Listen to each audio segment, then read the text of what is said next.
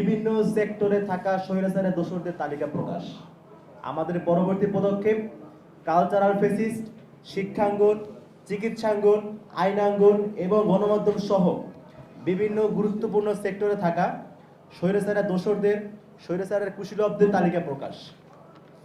এই লক্ষ্যে অন্তর্বর্তী সরকারের কাছে আমাদের দাবি থাকবে, এক, আগামী 31শে মে এর মধ্যে তালিকায় উল্লেখিত সন্ত্রাসী দল আওয়ামী লীগের সকল দোষরদের বাধ্যতামূলক অবসর দিতে হবে। তালিকায় উল্লেখিত সকল স্বৈরাচারের দোষরদেরকে আগামী 31শে মে এর মধ্যে বাধ্যতামূলক অবসর দিতে হবে। আমাদের 2 নম্বর দাবি, 3 সরকারি কর্মদিবসের মধ্যে তদন্ত কমিটি গঠন করে দৃশ্যমান কাজের অগ্রগতি দেশের জনগণকে দেখাতে হবে। সময় হচ্ছে 3 সরকারি কর্মদিবস, এর মধ্যে তদন্ত কমিটি গঠন করতে হবে। তদন্ত কমিটি গঠন করে যে কাজ হচ্ছে সেই দৃশ্যমান কাজের ফলাফল, দৃশ্যমানের কাজের প্রসেস দেশের জনগণের সামনে উন্মোচিত করতে হবে।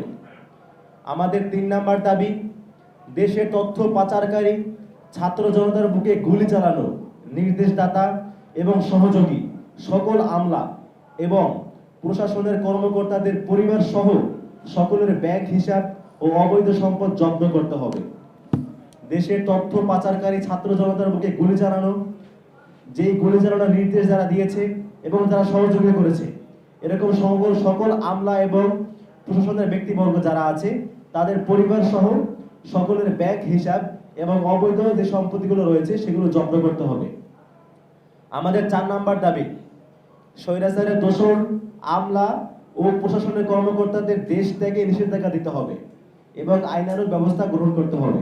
অর্থাৎ যারা ফেসিবাদের দোষর আমলা এবং যারা এখনো শপথে বহাল রয়েছে, আওয়ামী লীগকে পুষ্টি জুগিয়েছিল, তাদের দেশ থেকে নিষেধাজ্ঞা দিতে হবে।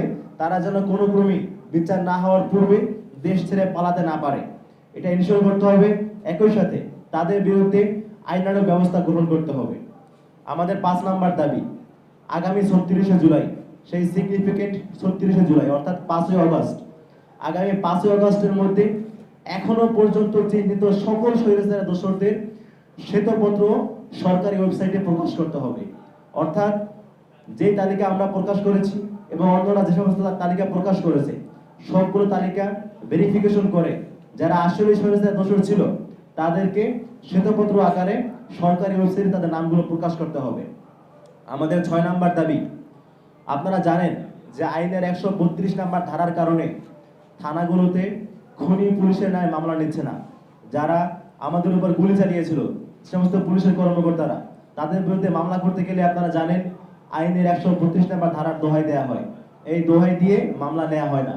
সো আমাদের দাবি হচ্ছে আগামী 31শে মে 2025-এর মধ্যে এই 132 নম্বর ধারাকে বাতিল করতে হবে অথবা সংশোধন করতে হবে, যাতে করে যারা এই গণহত্যার সহযোগী ছিল, গণহত্যা চালিয়েছে, তাদের বিরুদ্ধে দেশের জনগণ আইনানুগ ব্যবস্থা গ্রহণ করতে পারে। আমাদের 7 নম্বর দাবি হচ্ছে আগামী 31শে মে এর মধ্যে সেনানিবাসে আশ্রয় নেয়া 626 জনের তালিকা প্রকাশ করতে হবে। অর্থাৎ যারা সেনানিবাসে আশ্রয় নিয়েছিল 626 জন, তাদের তালিকা প্রকাশ করতে হবে পাবলিকলি, এবং তারা এখন কোথায় আছে, তারা কতজন ছিল এবং কার কার সহযোগিতা তারা দেশ ছেড়েছে সেই তালিকাও প্রকাশ করতে হবে। আগামী 31শে মে এর মধ্যে সেনানিবাসে আশ্রয় নেয়া 626 জনের তালিকা প্রকাশ, সচিবালয় ও প্রশাসন স্বৈরাচারের দোষর মুক্ত এবং আইনের 132 নম্বর ধারা বাতিল অথবা সংশোধন করতে হবে, এটা হচ্ছে আমাদের আজকের দাবি। এবং এই দাবি যদি মেনে নেওয়া না হয়, যদি আমাদের এই যৌক্তিক দাবিগুলো মেনে নেওয়া না হয়, তাহলে আগামী 31শে মে এর পর থেকেই ছাত্র জনতা এবং জুলাইয়ের স্পিরিট ধারণকারী সকল সংগঠনকে সাথে নিয়ে, সকল মহলকে সাথে নিয়ে আমরা মার্চ টু সচিবালয় সহ এবং প্রয়োজন সাপেক্ষে এর চাইতেও কোনো যদি কঠোর কর্মসূচি দেওয়া লাগে সেই কর্মসূচি আমরা দিব।